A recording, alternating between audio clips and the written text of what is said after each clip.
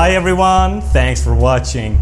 You can support our work on our website ageoftruth.tv. And please like our videos, subscribe to our channels on YouTube, BitChute and Brighteon. And remember to hit the bell for notifications. And follow us on Instagram and Facebook. To be sure not to miss any of our shows, you can sign up for our newsletter on our website ageoftruth.tv.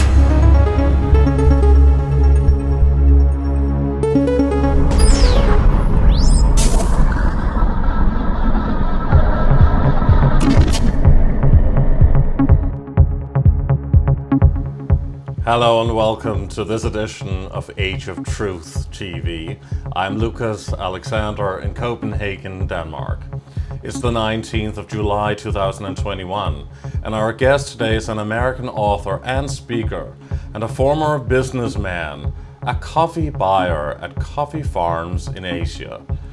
He is the creator of the Adapt 2030 platform and a video series on his Mini Ice Age Conversations podcast. He's now trying to warn the world about climate change, but instead of global warming, he believes that global cooling will become a major problem and that people have to prepare for a mini ice age because of a grand solar minimum. David DuBYNE.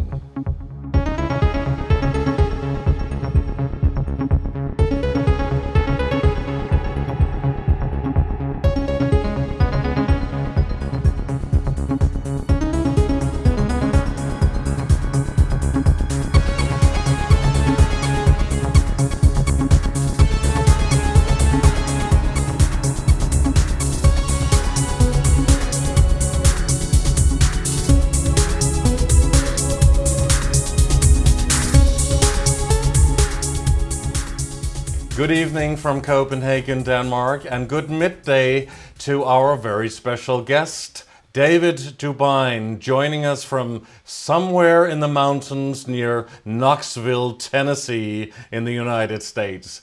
We are thrilled to welcome you on the show. Thank you so much for being with us.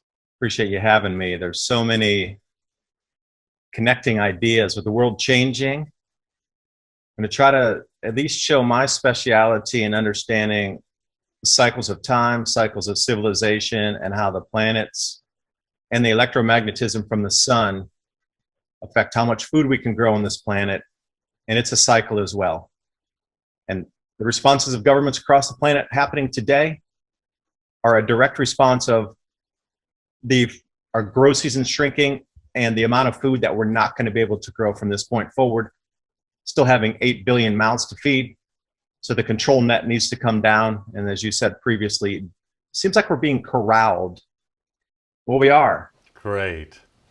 It will surely be a fascinating time we'll have with you today, because you've become a little bit controversial for contradicting the official political narrative on climate change, global warming, and global sustainability.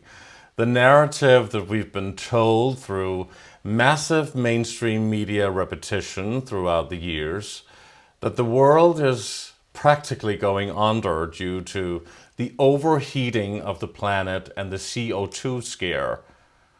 But then you come along, David DuBYNE, and claim that climate change is real and that we have to become aware of this now in order to adapt to these enormous changes ahead of us. Only that it is not global warming we're talking about, but global cooling, a mini ice age that awaits us. The so-called grand solar minimum cycle, which you claim that we will soon all have to face.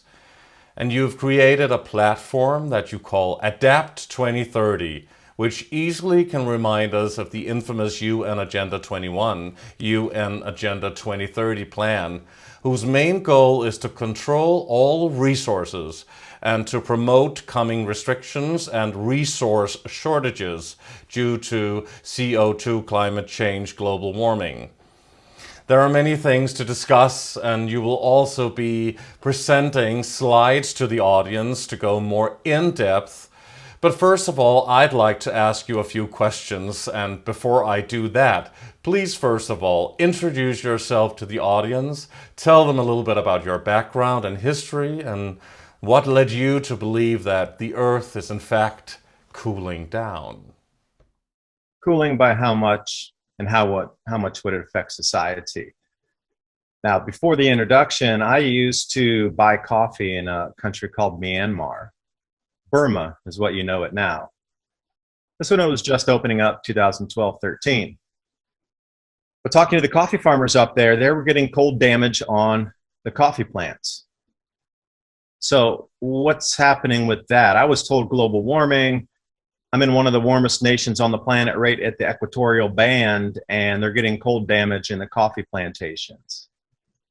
But come to find out, they talked about their grandfathers and great-grandfathers having the same experiences back in the 1870s, 1880s, when they really started to bring coffee there as a commercial crop, when the English were in control of Burma, or Myanmar, as it's now known. Just set me on a simple question. Why is it cooling? Is it going to cool more? And how much coffee can we get if it continues to cool? Because there was a formula that you had to work with. The coffee farmers there were overplanting about 12 to maybe 14% of new plantings because they knew that the cold would kill off some. So it wasn't going to be 100% fill rate. Like when they would add new production area, they would plant out, let's say, an acre. Well, they would overplant knowing that the full acre wouldn't take, that there would be damage to the new plantings. And they were keeping them in the greenhouse longer as well. Well, not a greenhouse, but it's a fabric covered area to keep the climate more controlled. They were using, and they had to expand that second year of keeping those plants out of the ground for that second or the extra 6 months, second year, because they just had to get a little bit bigger to be able to withstand the cold going into the ground out in the fields. So that made me question, all right, well, I didn't really think about it as such as a game-changing thing at that time, but I started to look, what about Myanmar and Burma? Are there cycles there? What's happening? Was it warmer? Was it colder? And sure enough, I ran into John Casey's research, former NASA space shuttle investigator, lead investigator on the space shuttle disaster. So somebody with that level, when the space shuttle blows up in the sky and they put that person in the lead of the investigation as to what the mishap was with the space shuttle, that's a very high level person, until he started talking about the cycles, and then he lost his tenureship, job, career, because he started to speak out about these repeating cycles and said, hey, we're coming back into a cool cycle based on solar activity. And then I started to look back in the 1880s, and then I could map up the solar activity with what was happening, and it seemed a pretty good match. So that sent me on my quest looking, all right, forget the CO2 for now, we'll put it to the side. Why don't I just look at the solar activity and see how this works? And then the floodgates opened on high solar activity means the height of a civilization in terms of art, engineering, mathematics, creativity, and whatever else, trade, because so many other people have more calories in their bellies. They can think differently.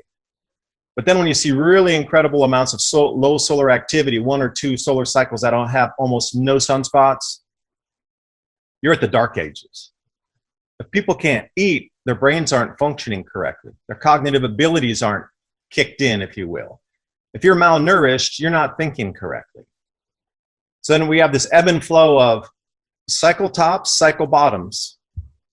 And what was the cause of that? Because back 3,600 years ago, 8,100 years ago, 4,100 years ago, we didn't have SUVs driving around or airplanes or factories. So what caused those massive temperature swings of up to 3 degrees Celsius, some 5,000, 6,000, 7,000 years ago?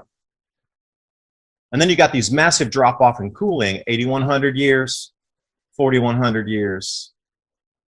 And that would be, right about now again. So if you start to overlap cycles on top of cycles, you have smaller cycles, the 11-year solar cycle, and then those can be combined into a set as well of since the beginning of the space age, or if you want to do, they call it a centennial, which means 100 years.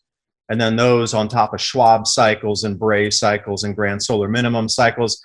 And it's just like the back of a Swiss watch. You have small handles, you have larger handles. I just want to jump in here, David, because you said you were working as a kind of a businessman in Myanmar, or however you say that, in Burma, and you were buying coffee as a businessman at these coffee plants. Not coffee plant, but at coffee farms themselves. Okay. Directly from the buyers. Yeah, we would go do some of those amazing travel. You know, Myanmar was just opening up, and here we are, because we used to trade inter-Asia. We just exported from Myanmar inter-Asia. So to go down there and be able to explore some of these areas that hadn't been open in 4 decades, and then we popped in and like, hey, we want to see your coffee farms. Some of the most exquisite, untouched areas on the planet that we were able to visit by doing this. I was so blessed and so grateful to see it. And you were buying that for an American firm that you were representing, or what? Out of Taiwan, in Taipei. An American firm in Taiwan. You could call it that, but it was mainly foreigners who had formed that company there. Okay, so that was your career for years, but what led you to suddenly change your entire path, and now you're living as a kind of, well, I don't know if you can call it a recluse or something in a Cherokee territory in eastern Tennessee, in this fascinating place that you have here that you can talk about as well. But I mean, what changed your entire perspective on life? And why did you decide to talk about these things and talk about global cooling? I mean, in a way, you're still promoting a climate change agenda, right? I am, but I'm not promoting the right causation for the climate change. And Lucas, you hit it there on the head. I mean, the reason that Vice News wrote that hit piece on me was because I'm very focused on solar cycles causing change versus CO2 causing change.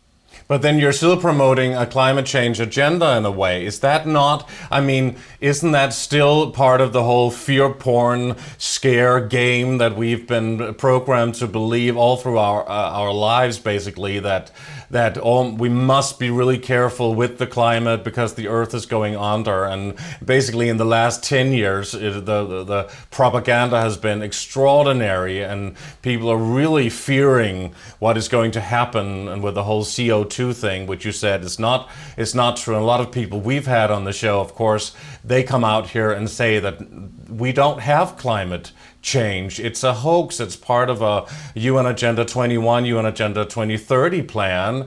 And this was, you know, this was arranged through the Club of Rome way back in the early 1970s, and then there was the Rio Summit in 1992, and then this whole UN agenda plan was rolled out, and we are certainly seeing it right now with the whole Corona thing.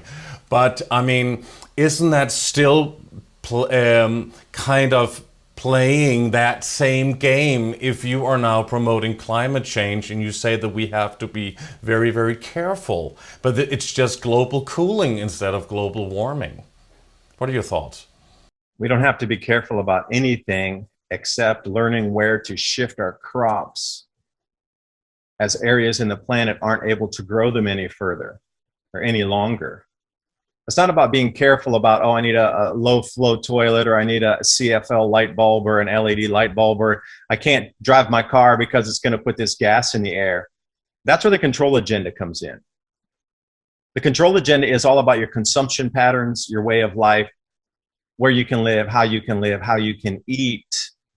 On that whole Agenda 2030, total control over every movement of your life based on a fictitious cause for the changing climate.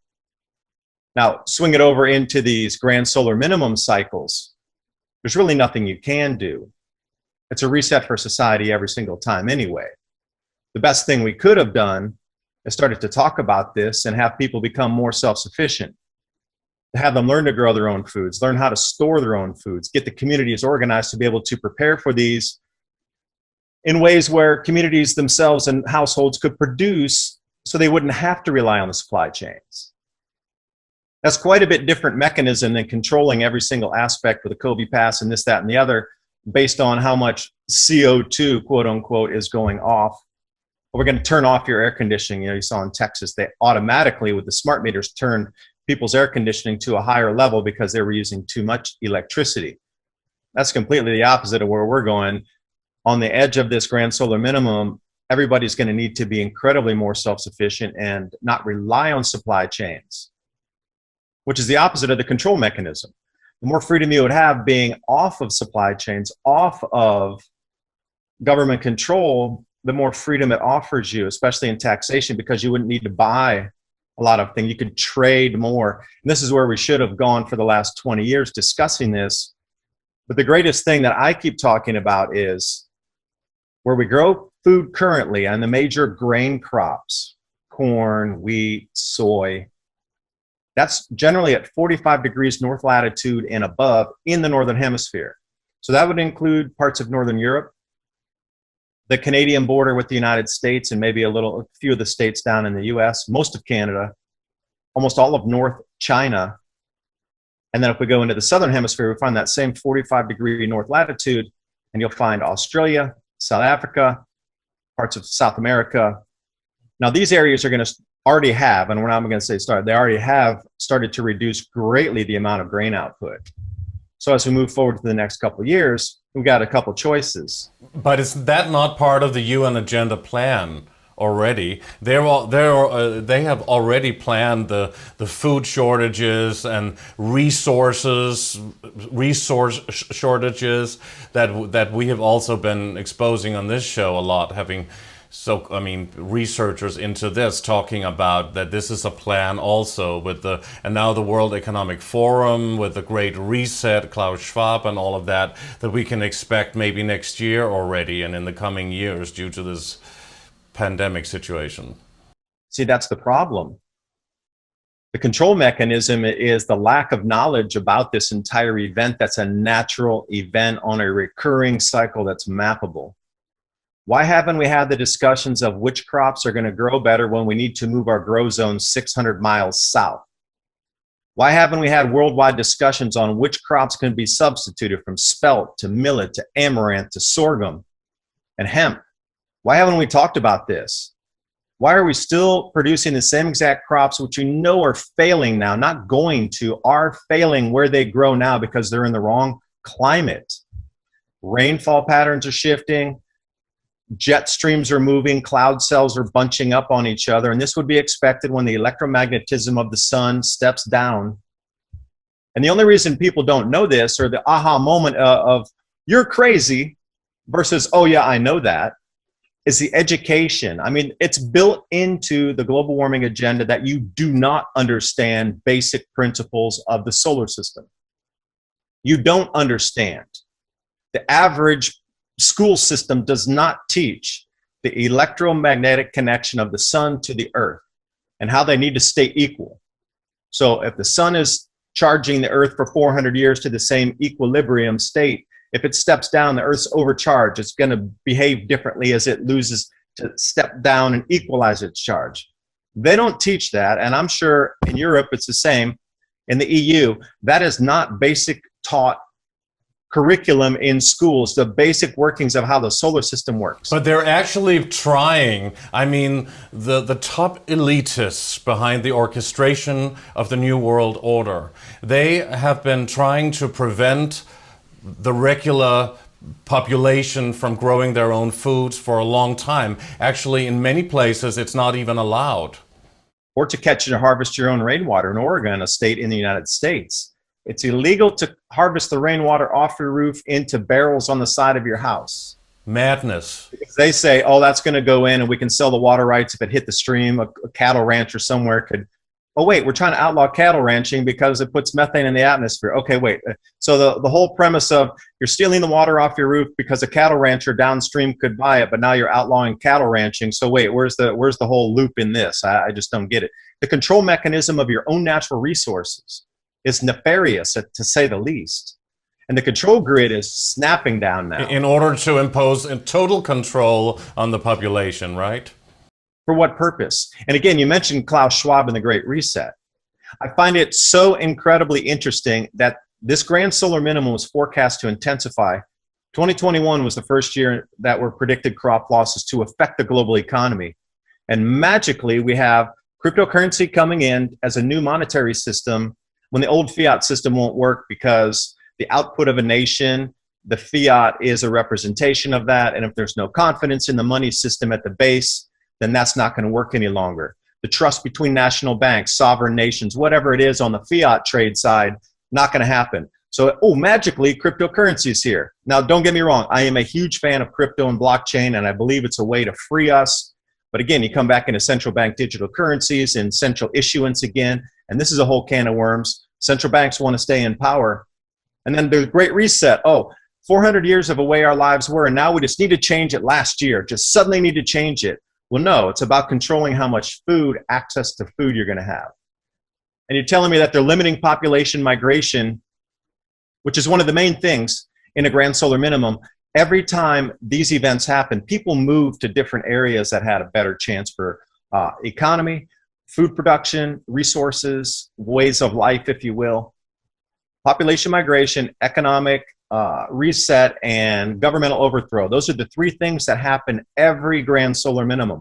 And Klaus Schwab and his merry band of economic marauders come over here and start saying that we need to reset everything. There's new money, there's new government, there's new everything. At the same time, this grand solar minimum is starting to affect food and affect the economy and affect government because people are on the streets asking for change. And they're overlapping. And you're telling me that's a coincidence. I just don't buy it. I think that the elite knew this cycle. They're riding on top of the natural cycle, and they're trying to use this as a control mechanism to stay in power as we transition through the other side to the new world. That new world order, I believe, is after this event here on the other side. So would you suggest that the whole orchestration of this world crisis that we're facing at the moment with the so-called pandemic is orchestrated because they know of the grand solar minimum cycle coming up? Or is this just what they do occasionally, the elitists, every century or every, it's been 86 or 87 years since the Second World War, and a lot of people claim that this is the Third World War that we're in at the moment, just with an invisible enemy that we can't see. And it's we have to fear something that we can't see, actually, the whole situation with the virus and everything. But I mean, and then the Great Reset.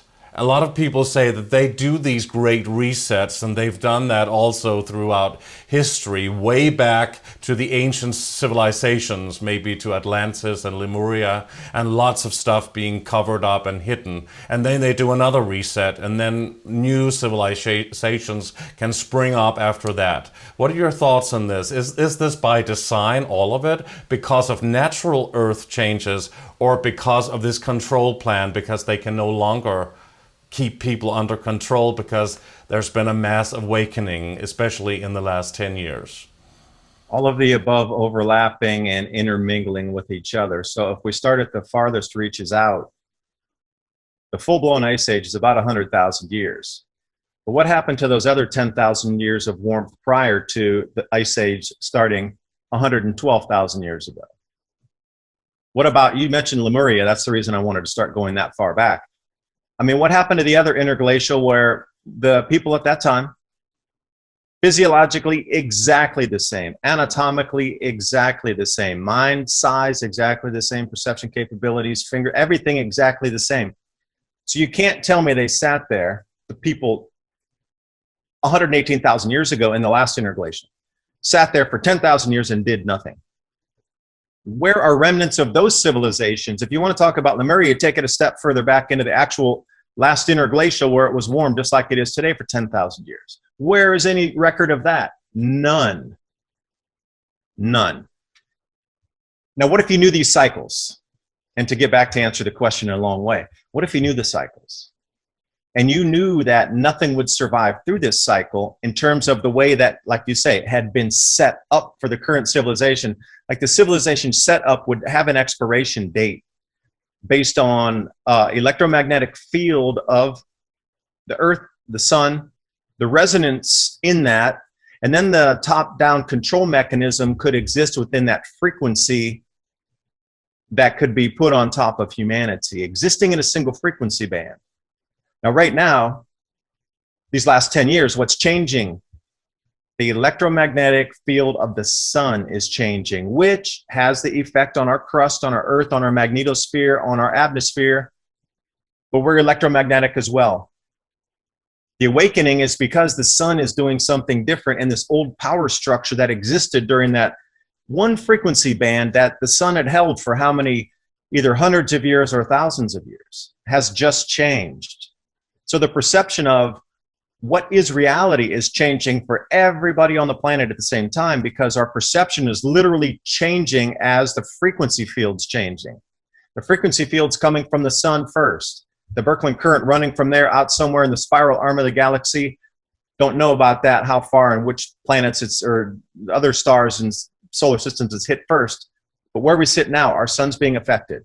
That resonant frequency field's changing here on Earth. So the top-down pyramidal structure that has put us in place for how many years of central bank control, wars, warlords, president, whatever, that's not going to hold state anymore. Literally, it won't be able to hold frequency in a higher vibration field. That was some real dark energy over these last few centuries that has held humanity down.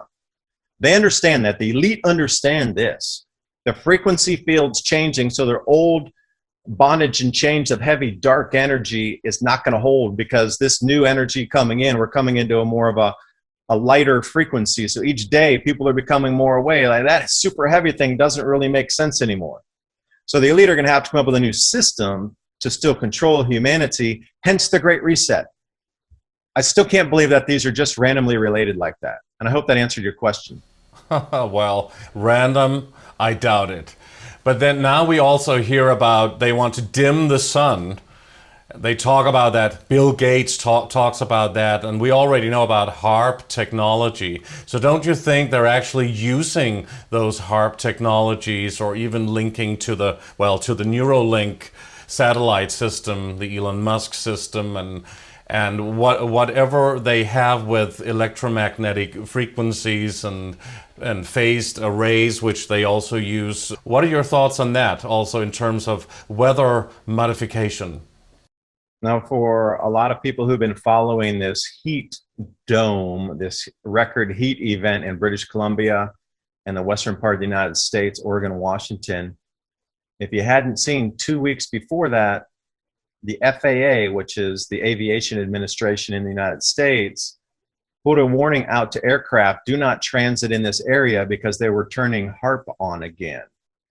And again, is it coincidental that there was an issuance of the FAA as a no-fly zone where HARP was being used? And then suddenly 2 weeks later, we get the hottest temperatures ever recorded, locked in place.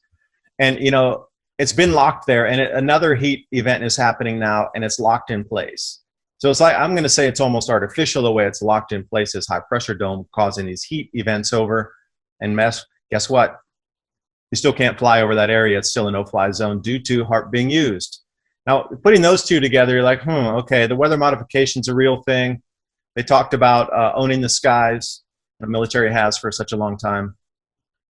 But this geoengineering is another wild animal to talk about for a second here. Like, the perception of geoengineering is, you know, they put these nanoparticulate metals up in the atmosphere, and it's there to block the sunlight. Bill Gates. What's not widely talked about is cosmic radiation management for these same nanoparticulates. So cosmic rays increase during these same grand solar minimums. The sun's activity steps down, and our magnetic shielding gets weaker. It allows more of these energetic particles to come into our atmosphere. And actually they zip through the earth, but on their way down, they hit and, you know, spackle off of a lot of other things as they pinball their way down through the atmosphere. And each thing that they collide with starts the base charge where other things can then coalesce, and it creates a cloud droplet. Well, this nanoparticulate metal, when these same particles come in and they hit those nanometals, they lose their charge.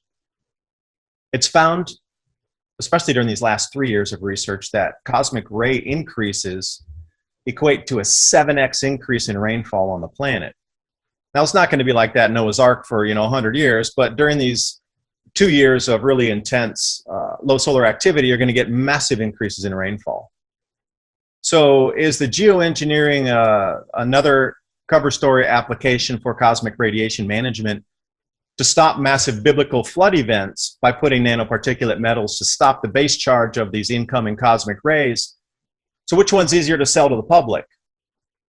The geoengineering, you got to talk to the Air Force, you got to stop it, we got to stop the planes because they're blocking the sun. Or we need to continue to do this cosmic radiation project, because if we do stop, the biblical rainfall at 7x increase is going to flood almost every city across the planet. Which one's going to be easier to sell to the public? And I don't know which one's more, they're both being used, but I don't know which one's being used at the most and for the real usage of the program, but I know both applications are in play. And Bill Gates talking about dimming the sun. Then maybe you really would get global cooling, right? If he would dim the sun, and then we really would see it. Otherwise, they can just like turn on the heater if they wanted to warm up the planet, so to speak, with this HARP technology. And you say that they just turned it on again, and they also talk about having turned CERN on again. I mean, I'm talking about the Large Hadron Collider underneath CERN in Switzerland.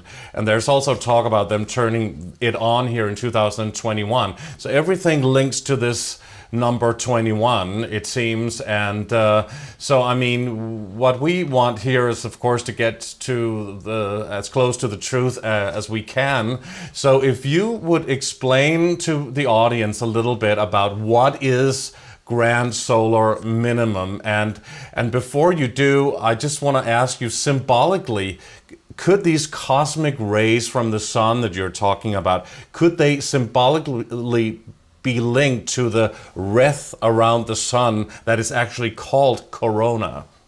Absolutely, because, well, for everybody listening out there, I encourage you to do your own research, and I don't want you to listen to me in this for anything I say today. I don't want you to believe anything I say. You need to do your own research. If you go start down the rabbit hole of doing your own research, you're going to understand it far better than I can explain it to you, because you're going to find your own bits and pieces in the way you explain it to others.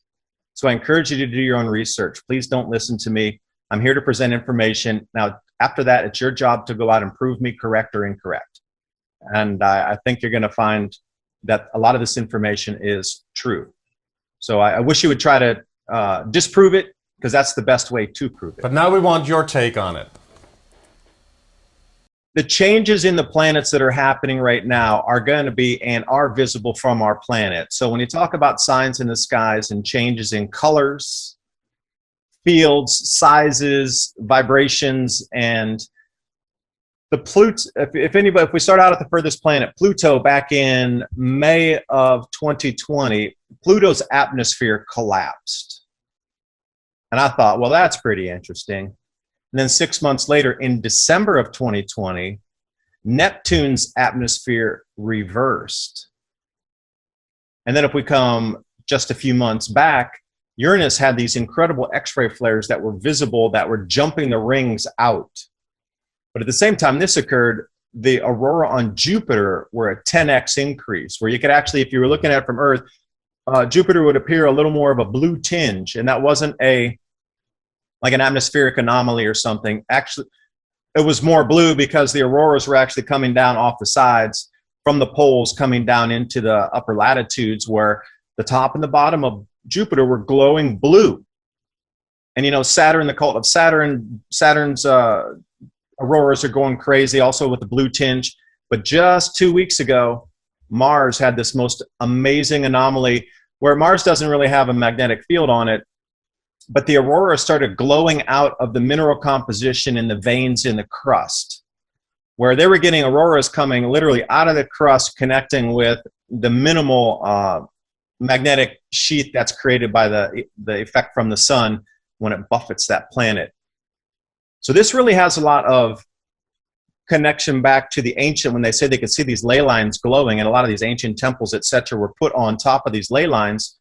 The exact same thing just happened on Mars, and now these control mechanisms suddenly ramped up in these last 3 weeks. The sun is going to change also.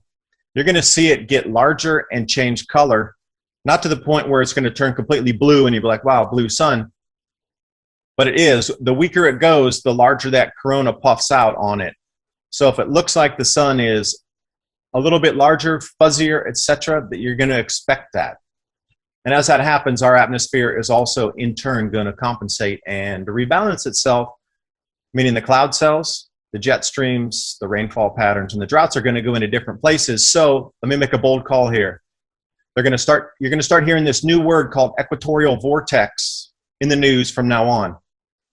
They have to explain why the jet streams are moving off the equator way up to the poles, and from the poles, you know, the polar vortex, where the poles and it dips really far south. Well, they have to explain why it's going to start moving both directions now.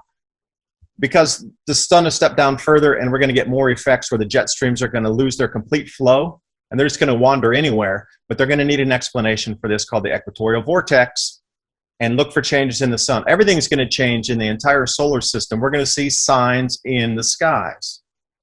Electrical phenomena that look like elves and different petroglyphs coming off canyon walls are going to be visible in our skies in less than 3 years. Now, how do you explain that to a populace? You can't. You got to distract them or control them. Sorry, I rambled on that a little bit, Lucas. No, it's very interesting. But I mean, they also talk about Project Bluebeam projecting a fake alien invasion as the last control, well, initiative or whatever maneuver that they talk about doing to impose the new world order on the population. That's what the NASA scientist Werner von Braun, who was a former Nazi, told Carol Rosin, who was a UFO researcher years ago when they were working together in 1976 on his deathbed. What are your thoughts on this? This is also holographic in structure and something they have the technology that we're not told anything about. Don't you think that some of those phenomena that you talk about could actually also be like Project Bluebeam, or do you think it's real? Von Braun, rocket scientist, rebranded as Dr. Braun Electrogravitics 1960.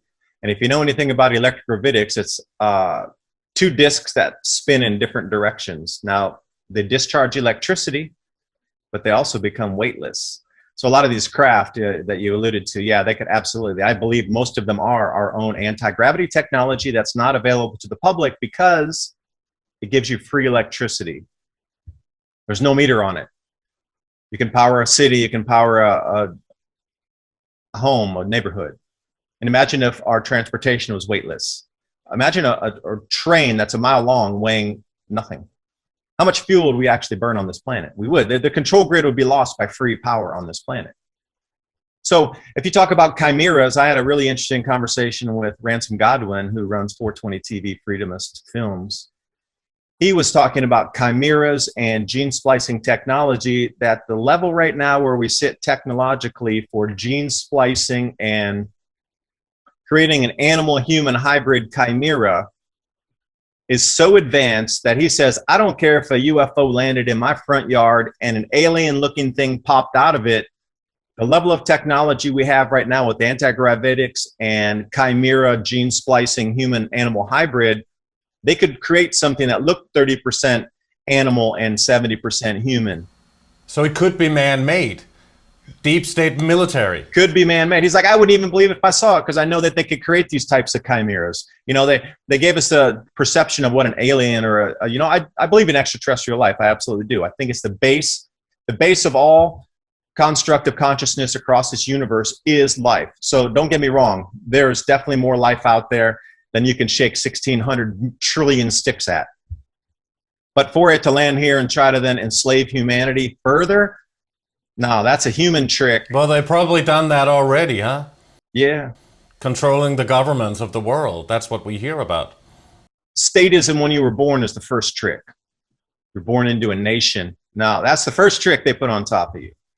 Statism. That's the first lead into the full control mechanism. If there were no nation states, then almost everything that happens today, there'd be no wars, there'd be no currencies, there would be no control grid, right? Orchestrated slavery, huh? That's a way to put it. But what are they enslaving you for? Your labor, your time, and... mind control. Yeah, and vibration frequency that you're putting out as a human being. So, you know, they always talk about these interdimensional realms here of things feeding off of frequency. So why is it the sun's frequency is changing? the elite need to change their control mechanism because it can't exist in the frequency anymore. So whatever resonant we're putting out is going to change too. So if you understand the frequency field, it makes a lot more sense to see why things are changing so much and why so much more control needs to come down. Because think about it, the slaves on the plantation are awakening everywhere across the entire planet. And I'm not talking any race of people. I'm saying humanity being enslaved by control mechanism. If the entire planet wakes up at the same time, there's 8 billion of us and what? Probably less than 10 million elite. Then what? So what do you have to do to control and remain in power if you're outnumbered 8,000 to 1? But don't we see very clearly right now that even though a lot of people have been waking up massively in the last 5 and 10 years, and also for the last 16 years that I've been in this game and studying all of these things, I mean, there's been an explosion of people waking up, but still we're also seeing more and more people jumping back into the control grid, and we see how easily people will comply and believe in anything. We've seen that in the last year and a half, and now with all of the medicine that people are taking, that's the word we use for it. So I mean, and there are billions of people have already taken that. I mean, isn't that a way of saying hello and thank you very much to get the mark of the beast? It is, and you have to wonder, how good has this mind programming been over the last however long anybody's been alive, from 1 year to 70 years. I mean, now they want you to get a passport to be able to go to work after you get medicine. If you don't get the medicine, you're not even going to be able to go into a grocery store in places. Now, see, it all comes back down to the food, does it not? The grand solar minimum is going to limit food production, but now, even if you're going to want to access food, you're going to have to get some medicine and get a special paper that says you can go access food. It's coming back to the same loop again. And I'm just, you're very awake, and others are also so awake. So why is it a small percentage of the population has been able to see past the programming and stay awake, yet an enormous amount of the population drops back into, is it the comfort zone? Is it they have to do what they need to do to keep their families? Because, having a family is way different than being single, or, if you have kids, you're going to behave differently than if you don't. Is it for protection? I don't know. I really don't. But why is this, David? What are your thoughts, David, on this? I mean, why do people comply like this? Why is it not totally obvious what's going on? I mean, you just said it. You need a passport now to soon buy your groceries. And people are going to continue to jump through that hoop because, I think there's a couple different variants going on here. I should say facets of a diamond, for a better word. The social pressure. They have friends, neighborhood people, and as soon as you step out, and I've had this personal experience, you got a group of friends, a group of people around you, neighbors, whatever, and as soon as you step out of the conceived norm of that thought in that group, you're simply either beaten back into place or ostracized. You got two choices. Now, the world's so up and down right now that people are almost in this panic fear mode to stay and can grasp anything that is considered normal or stable these days. And maybe they're out of fear grasping at anything and saying anything and pretending. And I'm really wondering the number of people pretending it, faking it. So the family members, the political members, the neighborhood around you, the school board, those people all around in that circle that could have your children taken away would be faking it, even though deep down inside they don't believe it. They're just going along with it because they have to keep stability, keep their families. Because people are not brave enough to stand up for the truth, or what? I mean, the most strategically clever thing to do is to get people to go against each other. And snitching and this fear propaganda. It's basically to impose the Hegelian dialectic on the population between neighbors, divide and conquer, splitting. That's who's going to get the food, the best informant. You're going to get meat this week if you inform on your neighbors. They're going to have to continue to eat bugs or not have enough food. They're going to eat plain rice. You're going to get filet mignon if you snitch on your neighbor. And don't even delude yourself if you don't think it's going to go this direction. The amount of food that's going to be available for the general world populace is going to shrink year after year from now. But that's done by design, though. That's part of the agenda. That's not because of a mini ice age that you talk about. That's what they want. This is the whole Soylent Green idea, isn't it? Well, the grand solar minimum is a known cycle. So I'm going to say 100% the elite are riding on top of a natural cycle, taking advantage of the cyclic nature of workings in our solar system and universe to then continue their agendas, put more control down. And for me, you know, I go into it, I say, all right, let's say you did reduce the world population down to 500 million. And then they have the utopian dream and the technocratic society and everything's monitored, tracked, and traced, and everybody's on a social credit score, and you're just like controlled to the nth degree where you can't even step a half a foot out your door without being monitored, and everything's known about you, and too, your vital signs, your blood, your stress level, everything's known about you. And then what?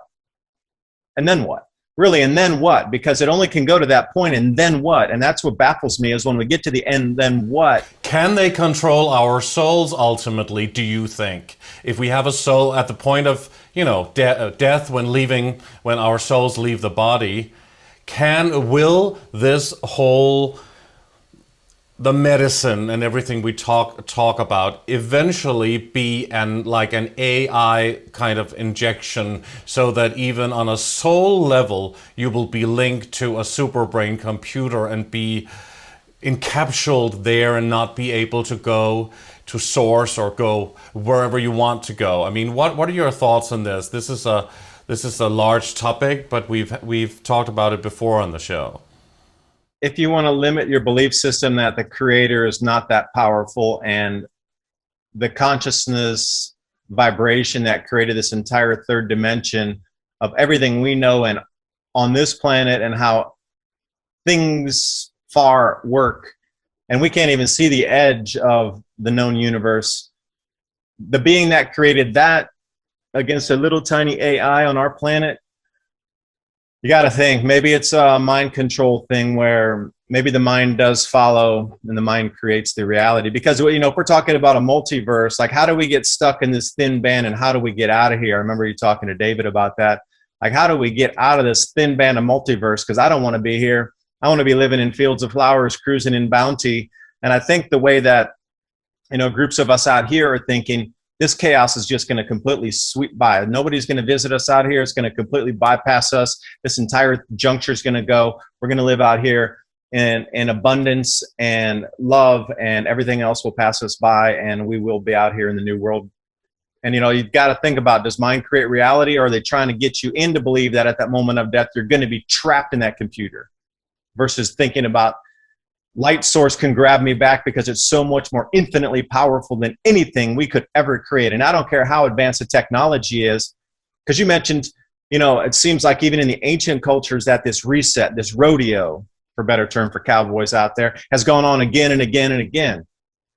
Well, if that's the truth, then that means a more ancient civilization has survived every single reset and is still in control. So how many millions of years has that gone on? And I don't care how many millions of years you are into the future with tech, light source is going to be more powerful than that. Because magic is only technology you don't understand. But why does Creator allow this to happen? This is an Earth that is captured by fear and angst, anxiety, and distress that these archon beings can feed off, huh? Or create the food trough. And again, the stimulus in results in the output. So if you're gonna, what kind of food do you want to have this evening? Well, these entities that thrive off of really heavy non-light energies, fear, hate, loathing, depression, these kind of things, that's their food. And for that are the them. So what's the stimulus? And yeah, you're right. Like, how did they get into power? The only thing I can think is, like myself, I'm really not going into politics. That's not my thing. I just don't resonate with climbing over a bunch of people for a position. So it seems that the leaders of the world have all been, you know, kind of from that 2 or 3% of sociopath and psychopath been built into this top level. So once you put everybody at that top level that is a sociopath, that is a psychopath, and let them run the hen house, then what? So how do we reverse that back to where people who have common sense still exist in the light, have free thought, are awake, can get into those positions, but almost everybody that is that doesn't want to be there, because that world of clawing and backstabbing and lies that you need to throw out every day and live in, that's not my waking existence. I want nothing to do with that. I need to resonate on a light level. So how do you get that to bring the awareness out too of the changes we're facing and how we can come past some of these changes? But at the same time, how do you take those dark energies out of power and bring back our world, retain our world, take it back, and our countries as well? Was that done by design also, by creator, or do you think that the world, the earthly realm has been hijacked? Some people also talk about Saturn being the controller, the beam, the rings of Saturn, of beaming a frequency, putting Earth under frequency control, like a quarantine within this matrix. I saw this movie, and maybe a few others have seen this, called Jupiter Ascending. And it reminded me of what you just said there. Earth is a farm. Resources, etc., consolidated and then taken off planet back to Jupiter, which was the main area with exactly the same thing. Millions and millions of years ahead in technology because they were never reset. But down here on the planet, everything kept getting reset, and it was the whole story of the control grid, the headquarters, the home base, for a better term, was located on Jupiter. And then every of these planets was being farmed, but they were specifically focusing in on the Earth here. And you would think at some point consciousness might sweep through and reset as well. Because you look out at the star field, and right now, currently, there's an enormous amount of stars that are going dim and then they're reigniting again. So what means is there's a frequency or an energy wave off these Birkeland currents that are coming through, causing these novas. The star dims for a while, and then the plasma sheath on the outside, heliocurrent sheath, reignites, and then it glows again. So as it's coming through, this frequency wave is snapping these stars to blow off, and then they come back in on their glow mode again. But during that time, that's a huge, huge energy burst coming through. So whatever was there had to be reset at that point.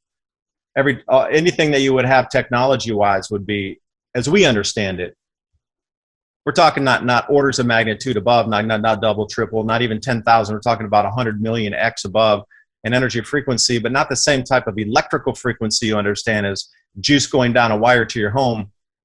It's just cosmic ray energies.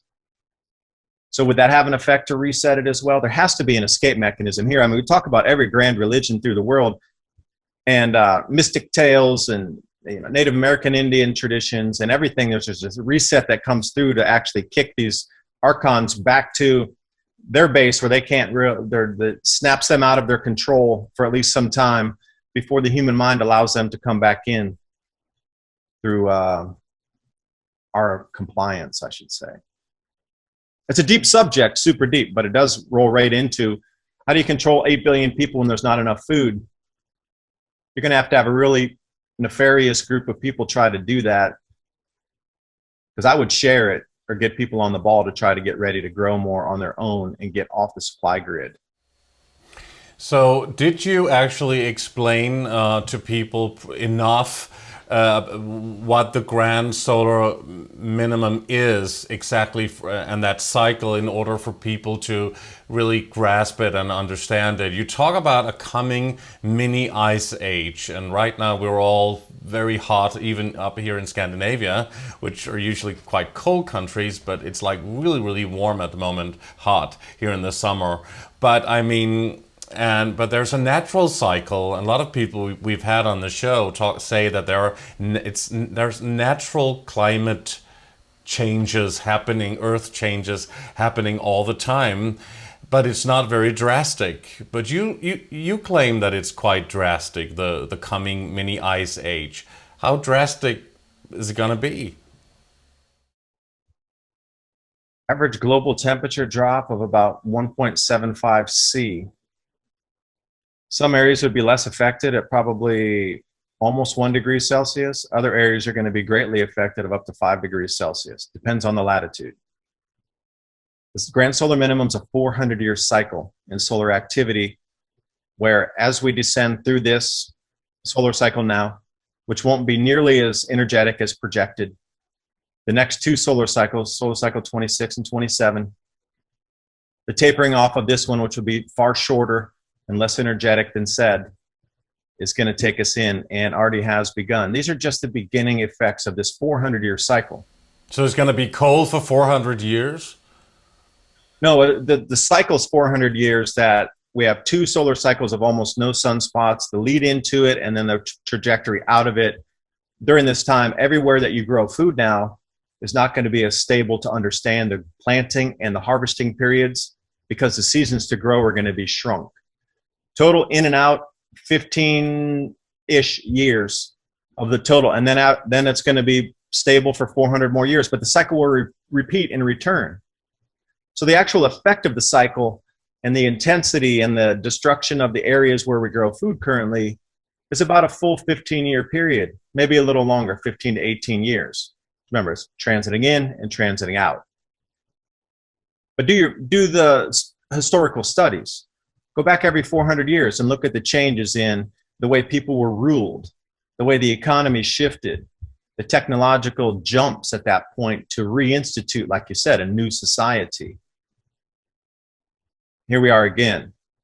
So food's the most important thing. So how would you, I might ask you the same question then, Lucas, like if you were a global leader and you knew there would only be enough food to feed 7 billion people, not 8 billion, or 6 billion versus 7 billion, how would you control that?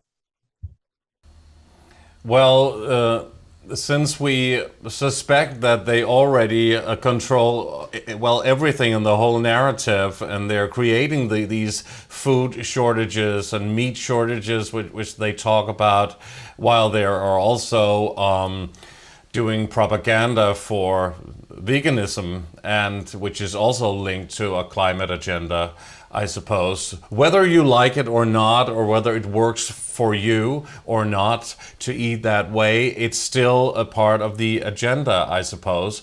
And I guess, you know, being all of these world leaders that work together and take orders from the same top elitists, then they already know what is going on, and they want depopulation anyway. So I don't know how to answer that question. That would only be something we could talk about if a world leader was speaking the truth and wanted the best for their population. Right. I mean, I know I didn't answer your question, but I mean, we do suspect that everything is orchestrated and staged in a way, huh?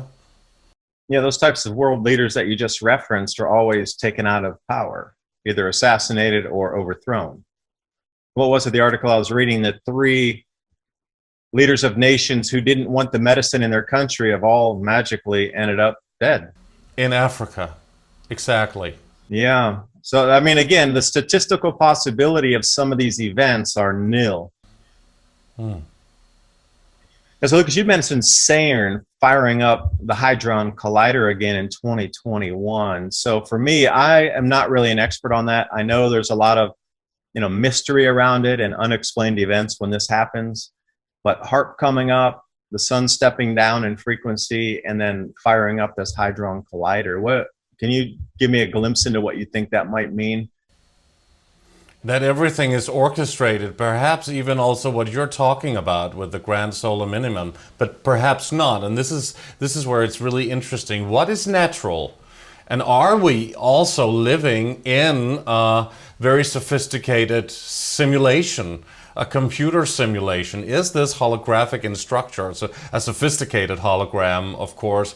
Are we in a computer game anyway? Is any of it even real? And do we all have our own multiverse that's our own of our own creation? But then I look at that and say, well, I didn't make all these events happen out here to affect me sitting where I sit. But I've had a couple interesting discussions with people about the multiverse. And the reason it's a multiverse is 8 billion people on the planet. Each one gets their own universe, if you will, a slice of that to exist within, but then they overlap in on each other. But your one is yours for you that you created. And it gets so deep into this. I don't know, it is a mystery of the universe. It really is, isn't it? I know, you know, it's hard to know in this physical body that's limited in the perception of what we can see, what we can hear. But if you notice, people's sixth sense is really kicked on. That's another indication that, you know, some other fields in play where there's a little sliver that's starting to become more visible in just the average person's waking consciousness state. Perhaps they want to call it sixth sense right now, but perhaps it's just an expanded version of what we can see, hear, taste, touch. But as we move forward, that what we consider sixth sense will become greatly enhanced to the point where the news will make no sense any longer. The elitist playbook can be seen through clearly like a, you know, like a glass wall. You can see right through it.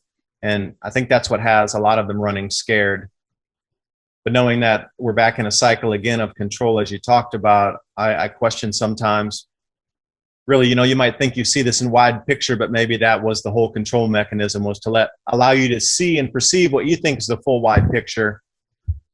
But again, it's just the micro sliver that was put in place as the breadcrumb for you to find. No matter how far out on the edge of it is, you come to the edge of the breadcrumb. So this could also be an orchestration in order for people to be forced to wake up, maybe. To whose final benefit would that be if everybody awakens? Some people do talk about that there are forces working behind the scenes for the greater good.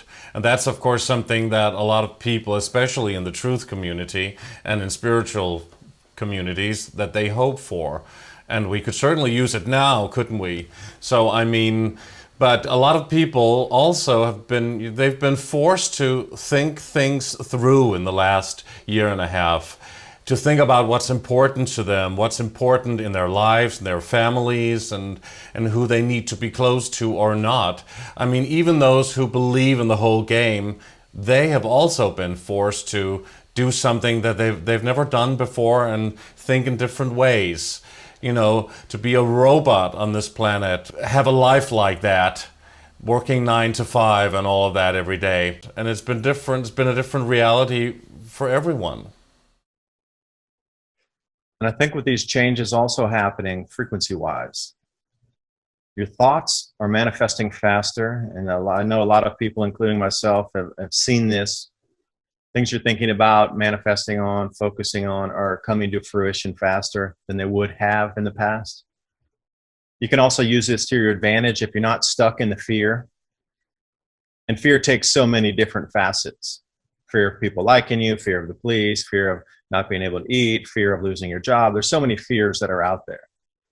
But if you can swing past that and come over into using your mind to allow things to happen with and around you on a positive way that will guide you through and keep you safe during these times, is something not a lot of people are talking about as well.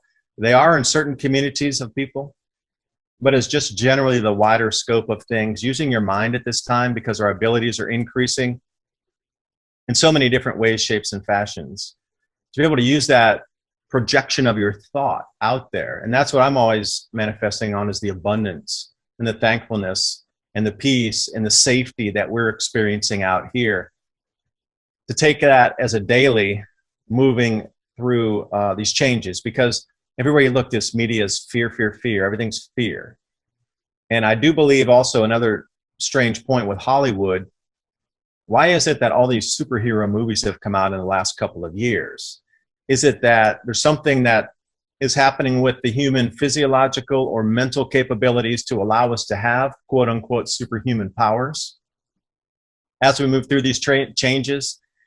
I mean, I'll give you some of these slides here, but the ultimate point at which we get locked in the second electromagnetic field in the solar system is October of 2024. So the heaviest, most powerful effect of this beginning of the cycle occurring in these next 3 years culminates on that date. Wow, we certainly want to know more about that. That sounds really, really interesting, and also an important point. But I just wanted to ask you. You just said that now we're possibly getting superhuman powers, but maybe we already had those. Maybe that's the natural state, and we've been dumbed down. Our pineal gland has been calcified and has been separated from the heart chakra, which really can create. I mean, a lot of people talk about in the ancient civilizations that they could use their mind to actually move objects, large, huge objects, like maybe building the pyramids. And maybe they had alien help, but maybe they could also do that with the power of their minds. And we all know from law of attraction that through the heart chakra you can actually manifest things, and you even just thinking about somebody and then they call, which is in a primitive sense, but it can be used for everything. Everything is law of attraction, It certainly is. But perhaps that base state that you're talking about that has been nullified from birth or kindergarten, get back in the box, paint inside. The crayon can't go outside the lines. It can only be dumbed down or nullified to a state, but when there's a natural extra force on top that's going to reopen that. Maybe that's where we're sitting now is, yeah, sure, the programming that's been given to us as the base construct of how you're supposed to operate. You go to school, you paint inside the lines, you repeat this kind of math. Don't think about using it in a different way. Electromagnetic hovering craft can't exist. You can never do something with magnets to make electric motor. That doesn't work. Stay in the lines, go to school, go get a job, retire, put your money in there, and that's it. Those abilities that we've had have been really whipped out of us. But perhaps there is this cycle that kicks those back in regardless of how much deprogramming that has been done. And see, there's a lot of mystical and metaphysical thoughts about when the sun itself, I mean, every society in the past has worshipped the sun. So when we look at this and we say, all right, the sun's changing magnificently and in such a state that it's measurable on our planet now, would that not have huge reverence and a huge marker in time for previous civilizations? And not only that, but we just passed into the age of Aquarius, which is a faster frequency. And it's also 180 degrees around from the sign of Leo.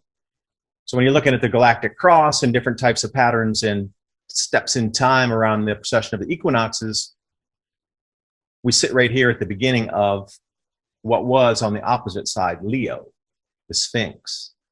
Now that's a massive, massive change in time. And if we got the four corners of the galactic cross, we're coming through another cross point right now.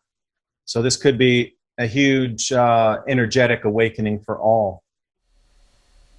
Exactly, and maybe that's also why Nikola Tesla was taken out of the textbooks and they wanted to erase him, basically, more or less at least, from history, the most important scientist of all time, you know, because he also talked about free energy and the ether, and that you could tap in to the ether, basically, and have free energy, and that would, of course, destroy the whole financial system as we know it.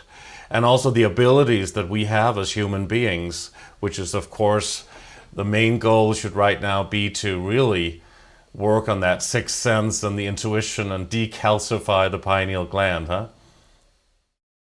It is. I'm trying to share my screen with you right now because I pulled open a PDF of a presentation that I'd done before that I think you'd really like. Yeah. Yeah, let's go to your slide. Well, I want to make sure that I can... Are you seeing the writing? Oh, there we go. So as we look through these are the cycles that I'm talking about. When we look at smaller cycles overlapping with larger cycles, the Schwab cycle is what is inside the 11-year cycle. Then we have the Gleisberg cycle, which is a little bit longer in the 80-year cycle. And this is kind of alludes to this, economic reset, if you will, the fourth turning. Can I just ask, the Schwab cycle. I mean, is that in any way linked to Klaus Schwab? It is not, but I thought it was very interesting also. No, it's linked to another scientist who was studying electricity and electromagnetism on a way to further extend radio frequency range across the curvature of the planet. Mm-hmm. So Gleisberg, and then we have these de Vries cycles. This is for a little bit further back in time, 200-year cycles. So as we start to look through these longer cycles here, grand solar minimum cycles are overlooping as combinations of these shorter cycles inside these longer cycles. And see, this is the thing that a lot of people talking about climate change, CO2 versus solar-driven climate change, never really take a look at these longer-term charts here going back some 12,000 years to see how the climate has risen and fallen naturally. I mean, what causes these massive changes here? And it's not really human influence if you go back more than 200 years. So what's causing the rise and fall? Now, during the modern minimum, this temperature reconstruction map here is approximately 10,000 data points of peer-reviewed research of a researcher that went into an individual area on the planet and studied the climate in Mesa, Arizona. Came over and did something in Copenhagen, did something in Russia. Wherever they were, a very specific range of a lake core drilling sediment in the middle of Montana. Something like this. So they put all these data points together in terms of temperature, and this is what the temperatures had done during the Maunder minimum, which is the 1600s, 1650 approximately. And where it's dark blue is where they lost the most crops. And you can go back through history and see history books laden with accounts of famines, government overthrows, etc. Points being, Alaska was warmer and Greenland was warmer. So if you're going to create a narrative when people start to see these changes in front of their faces, and you already know that Greenland would get warmer and Alaska would get warmer during these cycles, I mean, look where we sit now. Oh, melting Greenland ice. Oh, I'm sorry, the Greenland ice is increasing. So I don't know what you can say about that. But another thing that hits home is during these grand solar minimums, it's well-known science where the jet streams are going to move to and how it's going to pull the moisture north or south and how it's going to affect the rain and precipitation patterns across the planet.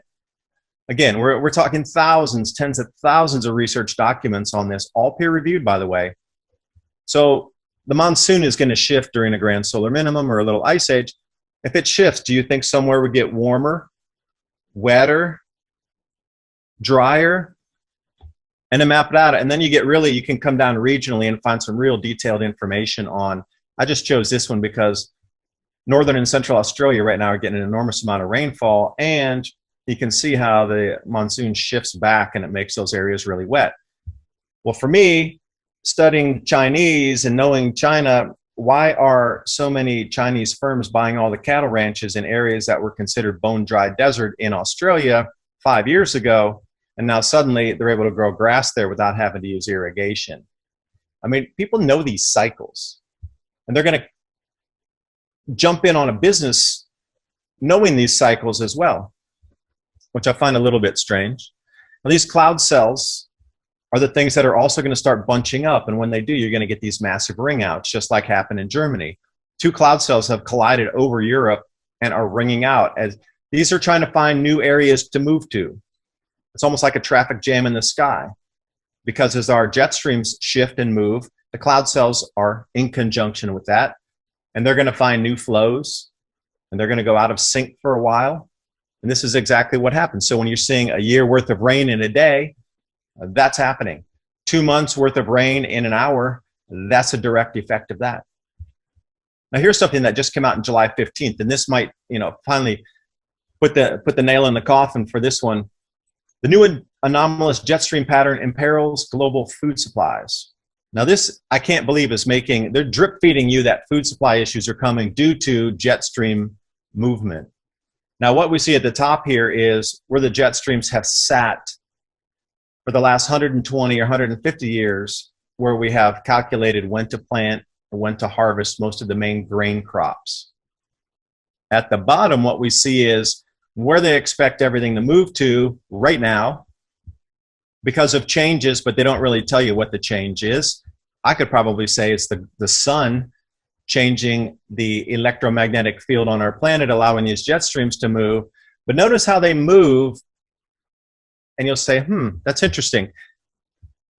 If we match them up here with the Grand Solar Minimum 1650 temperature reconstruction map, you start to see a lot of similarities of where the lost crops are going to be. Now, if you can forecast this out and you say, gee, I know a lot of crops are grown in Canada and a lot are grown in the United States in those same areas that are red above, and there's a lot of, what was that, Kazakhstan all the way over to the Ukraine. They're going to lose crops there too. And I look and I go, geez, all of northern China and parts of Russia, that's 100% match on at least 2 areas, possibly 3 if you want to consider Eastern Europe on these maps. So this research is done. Now it's just about the fallout happening. And since I did mention the planets and the planetary geometry, another thing fascinating is 79 AD is where we are going to sit in 2024 with the planets in the same exact location. 1 degree of arc difference, not exactly the same, but 1 degree out of the 360-degree arc is going to be different. So what happens at that point? Well, what you need to first understand is where the Earth's sitting between these magnetic fields. On the other side of the Earth, between 2 magnetic fields.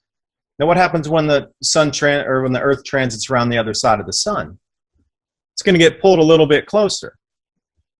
So the step down in the equilibrium of our Earth and the sun is happening at the moment. The charge needs to equalize.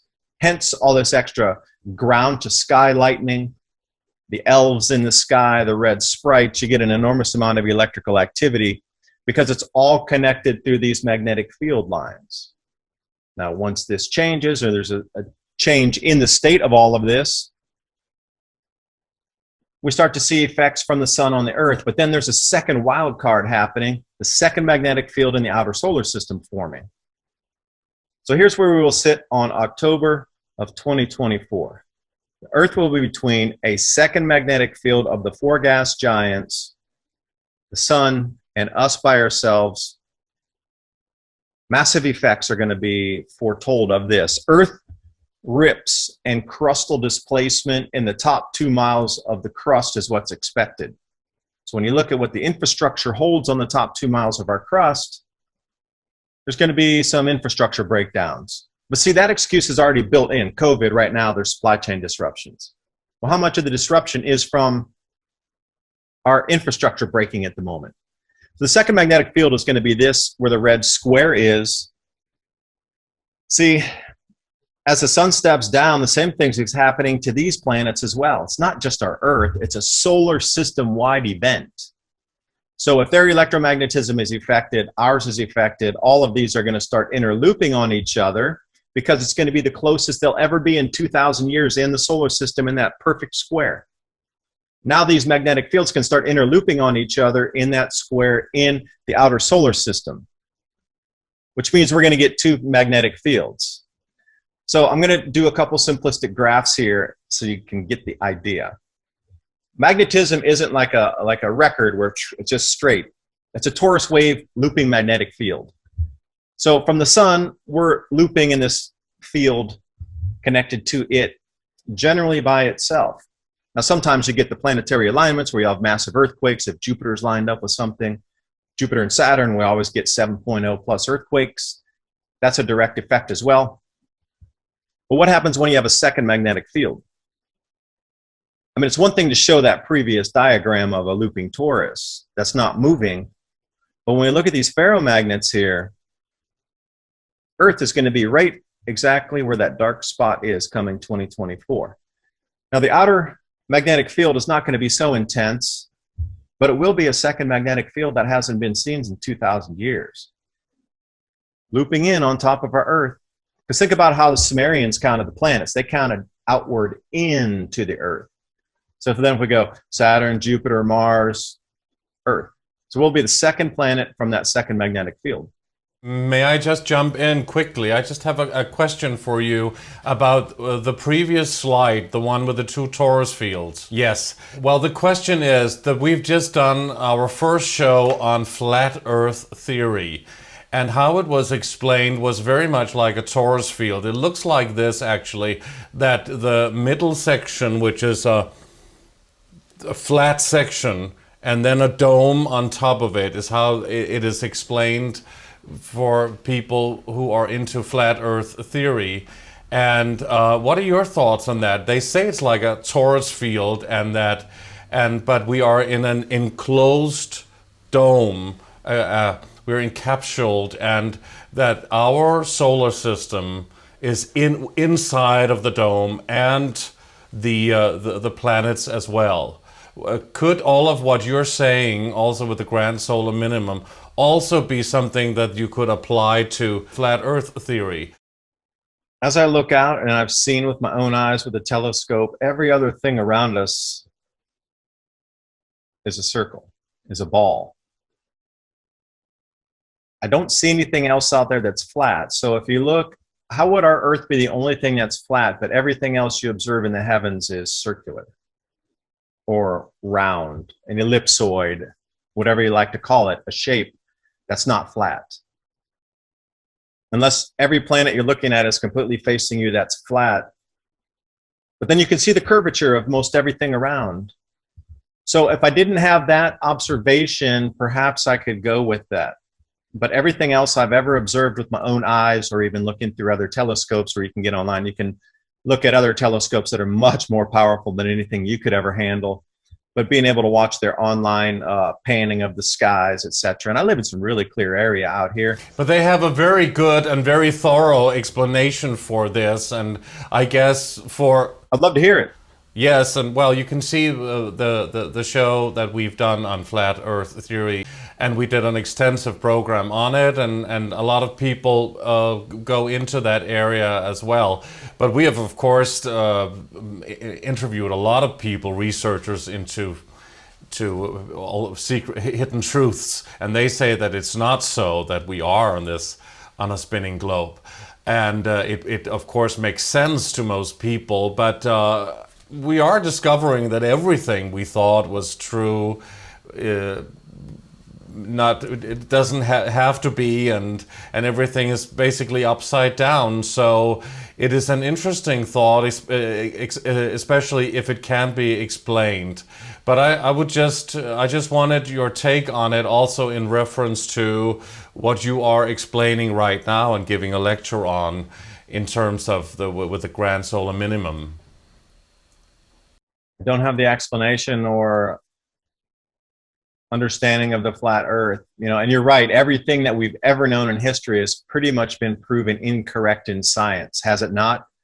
Up to this point. Yeah, and even pictures that NASA put out NASA of the Earth, that's also faked. I mean, that's at least what a lot of people say, that those are also not correct and truthful, and the moon landing and all of that. We've spoken a lot about that on the show as well. I'm just still surprised that we're not allowed to transit across the North Pole, being the fastest way to move around this globe. It still shocks me that aviation is not able to just go over that little tiny piece, and we have to go all the way around the Earth, although they keep yipping and yapping about CO2. Why won't they let you fly from Japan over the North Pole right over to, say, EU, for example? Well, why don't I fly and come and see you, and I'll leave in Japan and we'll go right over the North Pole, and I'm going to come and see you? Oh, no, you can't do that. You need to fly all the way around. Why is that? Yeah, it should be faster though, huh? If one was allowed to go that way. Oh, we'll cut the travel in half, probably. Surely. But why is it that they never want you to see exactly what's on top of the pole? Exactly. Because you see that magnetic looping wave, it seems that there's a hole there. And see, this is where hollow Earth might come into, Admiral Byrd's discussions of flying into that hole in the ground, massive hole, yeah, that they talk about. Oh, massive hole into the Earth, wide enough to fly an airplane into, kind of. But when you look at that, if you let me share the screen again here, I'll show you.